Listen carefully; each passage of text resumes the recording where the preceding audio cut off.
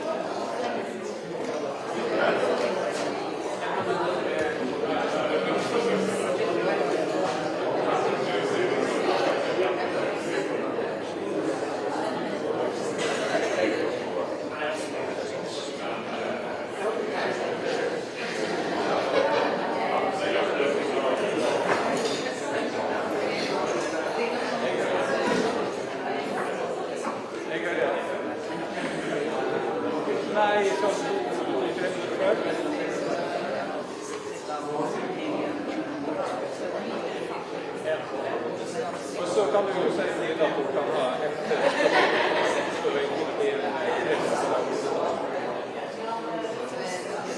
vi har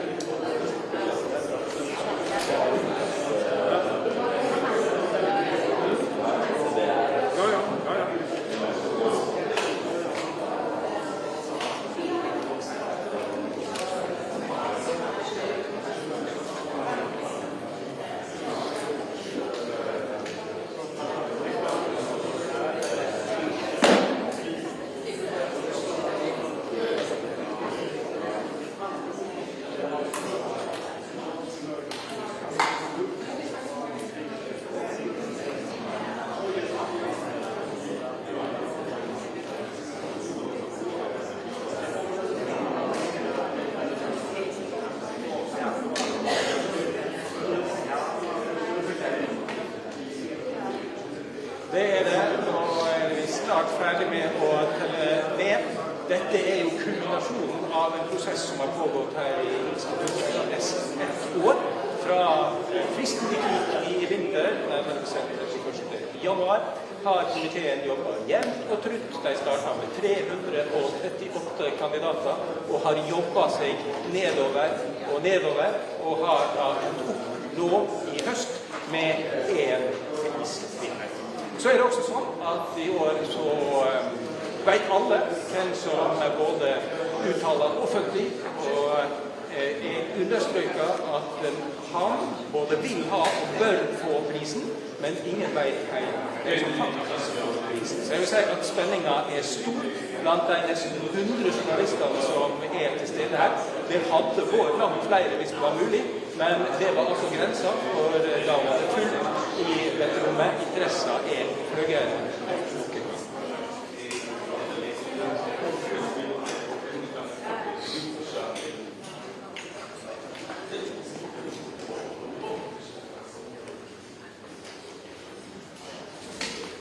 Komiteen har for det første vært langt mer aktive i å kommunisere ut på forhånd. Jeg opplever at det viktigste punktene for dem har vært å få ut at de uavhengige av den norske regjering, at de understreker forpliktelsene sine i forhold til testamentet, og så har de vært opptatt av å kommunisere ut at dette ikke en pris på det som nødvendigvis skjer akkurat nå, men det som har skjedd det foregående år, altså egentlig i 2024, men den kan også ha hensyn til ting som har skjedd i 2025. Her ser vi bilder på andre siden av denne brukerdøra, og Jørgen Vatnefryd som sammen med Kristian Berg Hartvigsen i Viken, sekretæren av komiteen, seg klar til å komme inn for å kunngjøre det som denne store nyheten som alle inne i dette rommet og framfor temaet på alle vis fredspris rundt omkring i hele verden og venter på, nemlig den som i 2025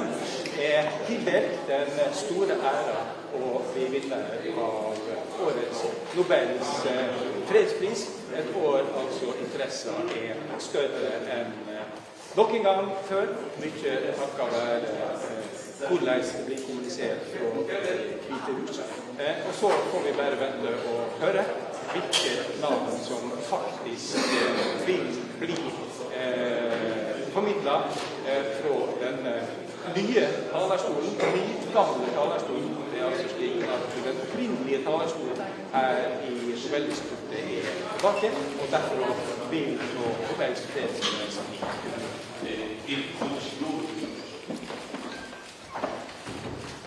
Good morning.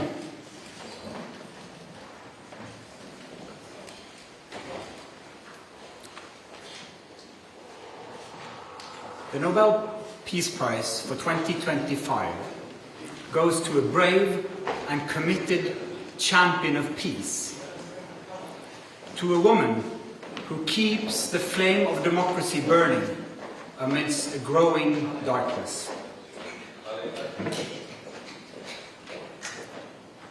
The Norwegian Nobel Committee has decided to award the Nobel Peace Prize for 2025 to Maria Corina Machado.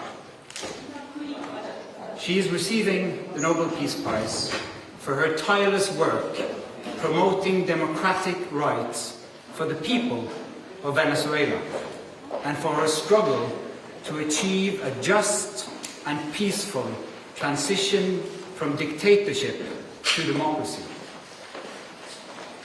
As the leader of the democratic forces in Venezuela, Maria Corina Machado is one of the most extraordinary examples of civilian courage in Latin America in recent times. Ms. Machado has been a key unifying figure in a political opposition that was once deeply divided, an opposition that found common ground in the demand for free election and representative government. This is precisely what lies at the heart of democracy, our shared willingness to defend the principles of popular rule, even though we disagree. At a time when democracy is under threat, it is more important than ever to defend this common ground. Venezuela has evolved from a relatively democratic and prosperous country to a brutal and authoritarian state that is now suffering a humanitarian and economic crisis. Most Venezuelans live in deep poverty, even as the few at the top enrich themselves. The violent machinery of the state is directed against its own population. Nearly 8 million people have left the country. The opposition has been systematically suppressed by means of election rigging, legal prosecution, and imprisonment. Venezuela's authoritarian regime makes political work extremely dangerous.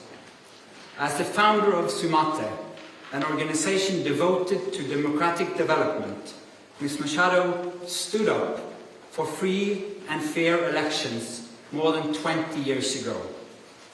As she said, it was a choice of ballots over bullets. In political office and in her service to organizations since then, Ms. Machado has spoken out for judicial independence, human rights, and popular representation. She has spent years working for the freedom of the Venezuelan people. Ahead of the election of 2024, Ms. Machado was the opposition's presidential candidate, but the regime blocked her candidacy. She then backed the representative of a different party, Edmundo González Urrutia, in the election. Hundreds of thousands of volunteers mobilized across political divides. They were trained as election observers to ensure a transparent and fair election. Despite the risk of harassment, arrest, and torture, citizens across the country held watch over the polling stations. They made sure the final tallies were documented before the regime could destroy ballots and lie about the outcome. The efforts of the collective opposition, both before and during the election, were innovative and brave, peaceful and democratic. The opposition received international support when its leaders publicized the vote counts that had been collected from the country's election districts, showing that the opposition had won by a clear margin. But the regime refused to accept the election result and clung to power. Democracy is a precondition for lasting peace. However, we live in a world where democracy is in retreat, where more and more authoritarian regimes are challenging norms and resorting to violence. The Venezuelan regime's rigid hold on power and its repression of its population are not unique in the world. We see the same trends globally. Rule of law abused by those in control, free media silenced, critics imprisoned, and societies pushed towards authoritarian rule and militarization. In 2024, more elections were held than ever before, but fewer and fewer are free and fair. In its long history, the Norwegian Nobel Committee has honored brave women and men who have stood up to repression, who have carried the hope of freedom in prison cells, on the streets, and in public squares, and who have shown by their actions that peaceful resistance can change the world. In the past year, Ms. Machado has been forced to live in hiding. Despite serious threats against her life, she has remained in the country, a choice that has inspired millions. When authoritarians seize power, it is crucial to recognize courageous defenders of freedom who rise and resist. Democracy depends on people who refuse to stay silent, who dare to step forward despite grave risk, and who remind us that freedom must never be taken for granted, but must always be defended, with words, with courage, and with determination. Maria Corina Machado meets all the three criteria stated in Alfred Nobel's will for the selection of a Peace Prize. She has brought her country's opposition together. She has never wavered in resisting the militarization of Venezuelan society. She has been steadfast in her support for a peaceful transition to democracy. Maria Corina Machado has shown that the tools of democracy are also the tools of peace. She embodies the hope of a different future, one where the fundamental rights of citizens are protected and their voices are heard. In this future, people will finally be free to live in peace. Thank you. Questions? Mr. Chair, the attention this year has been a bit further north. How are you as a committee going to make sure that the topic of this year's Peace Prize, democratic development in Venezuela, is highlighted in the days and weeks to come? First and foremost, we hope to get your help. because the media obviously plays an important role in highlighting the humanitarian crisis in Venezuela, but first and foremost the immense and impressive work of the opposition in that country, so that they will still have hope to fight for a future of freedom for their country. Congratulations to Maria Corrida Machado and the committee on the decision. But during the past months, US President Donald Trump has repeatedly said he deserves the Nobel Peace Prize and he'd like to have it. He even said that it would be an insult to the United States if he doesn't get it. What does as chairman of the Nobel Peace Prize Committee think of this, and how has this campaign-like activity by the president and his supporters domestically and internationally affected the deliberations and the thinking in the committee?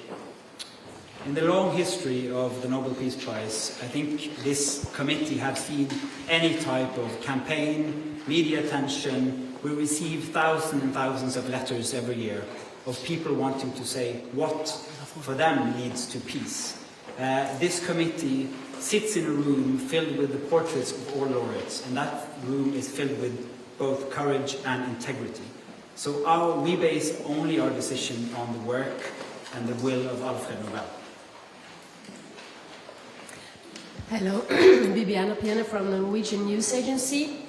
As you state in your explanation, more and more countries are moving in a more autocratic direction. Would you say that the committee, by this prize, is sending a warning to the world? Living in a world where we have less and less democracies and more authoritarian regime means that the world is also getting more unsafe. And we believe that peace, democracy is a precondition for peace. And so yes, that is the message to the world. We need to support the democratic forces also on behalf of peace. Thank you. Mieszko Czarnecki, the Polish press agency PAP. This is the next Nobel Peace Prize in recent years when woman has been awarded. Do you feel that women all over the world and in certain countries play a significant or a certain role protecting democracy, taking into consideration the Iranian activist from 2023 and the Venezuelan democracy protector that has been just announced as a laureate? Thank you. Thank you. As quoted in the announcement texts, in the long history of the prize, brave women and men from around the world have stood up against repression again and again. That is a key element of the Peace Prize, and we've seen it once again, that Maria Machado has been a unifying leader of the opposition in Venezuela, and what they did in the election of 2024 was incredible, and it gives hope to an entire country. Mr. Chairman, Christopher Ronneberg from Aftenposten. We've seen in previous years that awarding the Peace Prize to dissidents can put their lives at more risk than it already is. You mentioned yourself that she has been in hiding for quite some time. What considerations have you made when it comes to her safety and security now that she has become more exposed because of this Peace Prize? You're now touching upon some of the absolutely most difficult dilemmas in the work of the committee. This is the discussion we have every year for all candidates, particularly when the person who receives the prize is in fact in hiding because of serious threats to her life. She is very active in Venezuela, has been and will be. And so we are also taking the consideration that this prize will support her cause and not limit it. Thank you. Do you expect to see her in December in Oslo? Again, a question of security. It's too early to say. We always hope to have the laureate with us in Oslo, but this is a serious security situation which needs to be handled first. Thank you. Then I'll say thank you so much for your questions. Thank you for coming. We will have individual meetings.